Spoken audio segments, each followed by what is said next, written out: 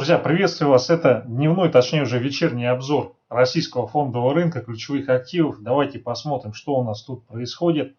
Образовался новый лидер, это Сургут. Сургут растет, когда идет трешак. Сберы ключевые бумаги проседают. Это связано, скорее всего, с тем, что, наверное, какие-то крупные игроки выходят с рынка. Я думаю, в ближайшее время мы увидим какие-то новости на этот счет. Так, друзья, давайте начнем с Сургута. Сургут у нас пробил верхнюю границу 37.96. Дневной таймфрейм, это обычка Сургут. Соответственно, если он в этом диапазоне закрепляется, то у него возрастают шансы того, что будет еще один рывок. Рывок на 40,35. И в том случае, если здесь закрепится или пойдет рост объемов, соответственно, его ждет следующий диапазон, это 43,84 и потом 48. Но смотрите, конечно, эти цифры, они высоковаты и достаточно значительны при текущей цене на нефть для Сургута. Но мы с вами помним по лету прошлому, по осени, как Сургут в случае начала движения начинает очень мощно лететь. Сегодня вот смотрите, колоссальные объемы прошли. И поэтому вполне вероятно, что в ближайшее время мы увидим движение. Сначала вот первая цель, вот она маленькая такая, 40,4, тут уже рукой подать. Вот, если здесь закрепится, то, соответственно, могут его вот сюда подтащить и потом на 48,4. Вообще у него есть цель стратегическая, неотработанная, которая находится на 53,7. Но при текущих ценах на нефть такое движение маловероятно. Также обращаю внимание, что рост Сургута и Сургута Прифов это, как правило, такой звонок, что что-то не то будет с валютой, с национальной в ближайшее время. Вот. Поэтому имейте в виду, что помимо всего прочего, вот я в телеграм-канал сейчас запустил, вышла новость по поводу того, что Банк России начнет с конца мая проводить долгосрочное аукционное репо, то есть банкам предоставится дополнительная рублевая ликвидность на достаточно длительный срок, и поэтому вполне это может существенно повлиять на курс рубля к доллару и евро. Итак, по Сургуту это касательно движения, которые в ближайшие дни могут произойти. То, что затрагивает текущий день сегодня и близлежащие дни, давайте посмотрим более короткий таймфрейм. Но по часовику у нас летит ракета, пока никаких оснований для остановки не наблюдается. Если рассматривать более короткий таймфрейм, 5-минутку, то здесь у нас получается следующие есть ступени. Вот смотрите, если он пробивает 38.71 на объеме и идет вниз, то следующая цель, где он может затормозить движение, это 38.2. Далее, если он не тормозит здесь, а пробивает 38.1, 38.05, следующая цель движения будет 37.83. То есть вот здесь вот он может зависнуть.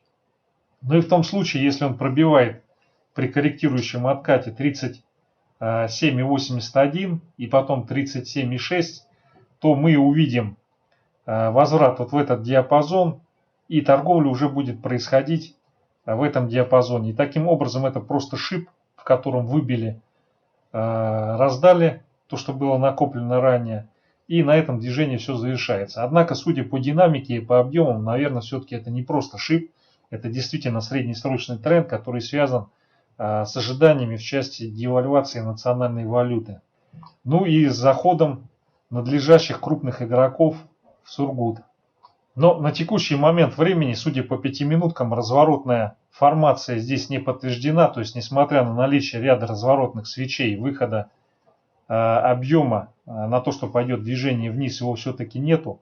Поэтому вот сейчас за ним надо внимательно наблюдать. Если не будет пробоя вот этого уровня 38,7, то он закрепится в этом диапазоне, откуда после проторговки последует дальнейшее движение наверх к тем целям, которые мы с вами обсудили по более длинным таймфреймам. Итак, с Сургутом резюмирую. Если не произойдет пробой вот этой волшебной цели 38,7, 38,65, 38,6 на объеме и закрепления, то, соответственно, высока вероятность того, что он здесь закрепляется и продолжает движение к тем целям, которые обсудили. Если здесь пробивает, возможно удержание 38,2 и потом диапазон 37,85, 37,64, если вот эти цели пробиваются, то пойдет возврат вот сюда, вот этот диапазон 36,6 и ниже. как бы вполне допускаю, что бумага рост продолжит. Посмотрим еще сегодня вечером, завтра с утра динамику. Ну и это дополнительный звоночек для рубль-доллар. Так, друзья, далее Сбербанк, смотрите, но Сбербанк, его как бы отливают, мощно отливают. То есть, видимо, здесь все-таки уже как бы выходит какой-то крупный игрок. Я не знаю точно, какой фонд или кто это делает. Но здесь, судя по всему, то есть низкая активность торгов по Сбербанку. И поэтому как бы льют, без особых объемов, но кто-то выходит. Это вполне очевидно. Вот. Но из Сбербанка обычно выходит перед движением по рублю. Понятно каким. Потому что, подобные движения это всегда очень большое давление на финансовую банковскую систему. Смотрите, вот 185 пробили, это дурной знак, который говорит о том, что высока вероятность развития движения на 175, потом 172. Но пока еще все патроны не израсходованы. И поэтому вот сейчас он уперся в самое-самое дно, которое оно уже фактически без объема проходит. Это 183, 183,5. Вот. Если он пробивает и вот это значение, то тут уже без вариантов он полетит сначала на 178, но конечная цель в этой траектории движения будет 175,5. Вот. Если он все-таки здесь закрепится и начнет подтягиваться, вернется на уровень 185,5 отсюда, то вполне как бы может означать, что он вернулся вот в эту консолидацию, которая находится в диапазоне 189-183,5 и будет здесь какое-то время еще торговаться. Так, далее часовой таймфрейм. Часовой таймфрейм указывает на то, что все-таки здесь он пытается сейчас осуществить разворот и возврат на 188 в идеале. Промежуточная цель у нас находится вот здесь, 185,5. Однако, видите, здесь уже разворотные формации неоднократно возникали. И в частности, вот эта разворотная формация, она была более чем убедительна. То есть здесь вот по идее должен был произойти разворот, но поскольку не все слили до конца, то движение продолжилось. Сейчас как бы нет никаких оснований полагать относительно того, что тот, кто здесь начал его отливать, он свою игру закончил и слил все, что хотел. Вот, поэтому здесь, конечно, можно попробовать сыграть на отскок, но я думаю, все равно высока вероятность того, что он пробьет и все-таки вот эту траекторию движения на 175-173 он ее выполнит. По крайней мере, никаких внятных оснований для остановки вот этого тренда нету. Но с другой стороны, видите, здесь вполне как бы он падает, отскакивает, где-то на 50%, иногда даже на там 2/3, если брать вот всю эту амплитуду движения. Поэтому, конечно, отсюда может произойти завтра отскок на 186. Если нефть пойдет на 33-35, то, соответственно, можем увидеть даже задерг на 188. Но здесь, скорее всего, будет все-таки развиваться движение с пробоем 183,5 и движение на 175,5-175. Давайте еще на всякий случай 15 минутку. Но что я вижу здесь, исходя из 15 минутки? Вот смотрите, если будет все-таки задерг и пробой 185,2, 185,3 на объеме, если такое все-таки произойдет, то высока вероятность того, что разовьется движение, цель которого будет отработка цели 187,1. Вот сюда вот. Если вот этого пробоя на объеме не произойдет, то скорее всего, то есть мы увидим дальнейший откат, тестирование на пробой 183,5 и движение по направлению 175,5-173. Так, далее ГМК, ГАМАК. Смотрите, вот палладий у нас успешно сыпется, но пока он, правда, не досыпался. Вот он пришел, нарисовал двойное дно 1748. От этого двойного дна может быть и отскок, и движение вполне как бы на 1870 отсюда произойдет. Вот. Опять же, если не будет все-таки пробой и закрепления 1750, если вот сейчас он пробьет и закрепится на этом значении, то это будет продолжение вот этого нисходящего тренда, движение на 1710 и потом дальше 1540, по-моему, следующая остановка по палладе. Смотрите, по ГМК-то вопрос, почему ГМК падает? EasyCam, EasyGo, как надули, так и сдули. Палладий-то не растет, что ему расти и куда-то наверх идти? Поскольку как бы рост не подтвержден ростом стоимости основного актива, здесь, по-видимому, просто была раздача, длительная консолидация и после нее идет раздача. Единственное, в этой раздаче они по-хорошему должны были, ну, хотя бы вот сюда вот 2000, 21 270 дотянуть, а вообще как бы вот сюда вот свозить 21 770, тогда, скорее всего, полностью раздача была реализована. Сейчас как бы пошло снижение, но опять же, видите, несмотря на то, что оно идет на объемах, оно пока не такое смертельное, потому что вот этот уровень 19 900, который у него здесь выступает, сильный уровень, но консолидации последней он не пробит.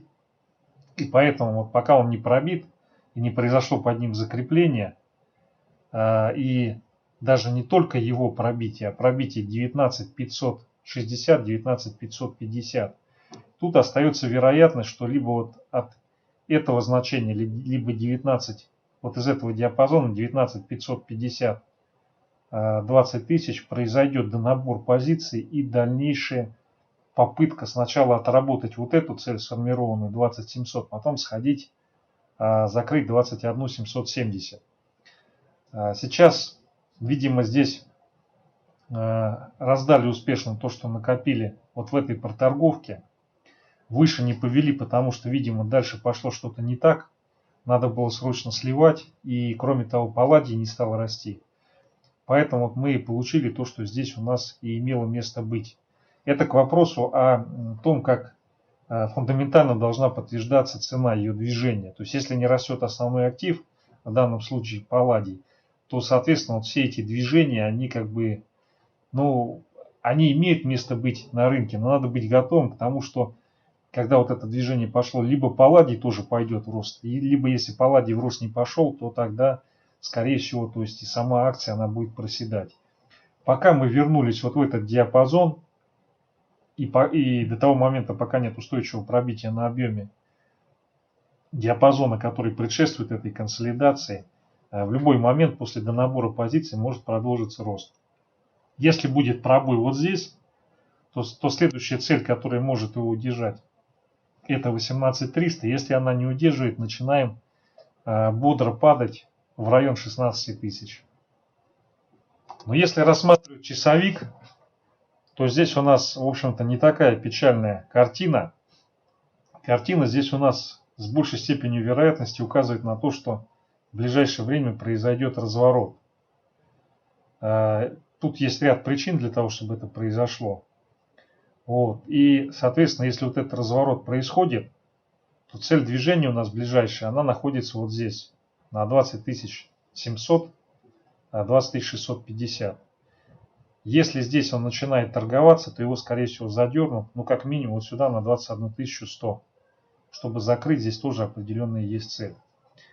А в каких случаях вот эта модель локального восстановления не сработает? Она не сработает в том случае, если будет пробит диапазон 19 990, ну, считайте 20 тысяч, 19 900. Вот эти вот 100 рублей, если будут на объеме пробиты, то высока вероятность того, что вот этот восстановительный отскок, который здесь может развиться, он не произойдет.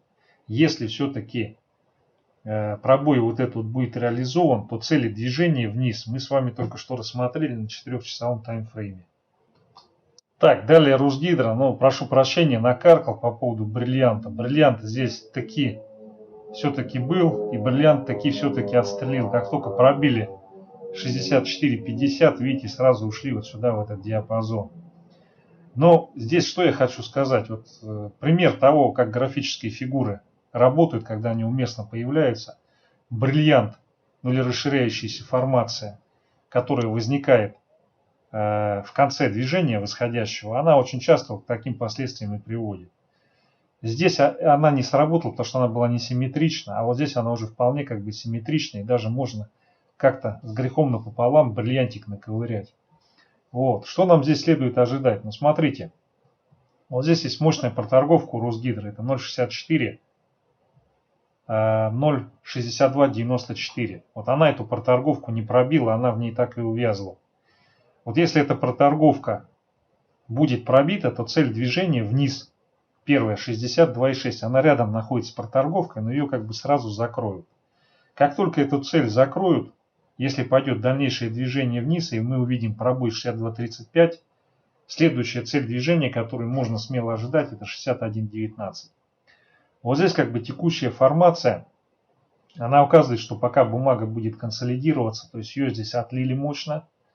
Сейчас пошла проторговка, пока не могут определиться с дальнейшей ценой движения, но она где-то вот сейчас в этом диапазоне 64, 62.83 будет колебаться еще какое-то время.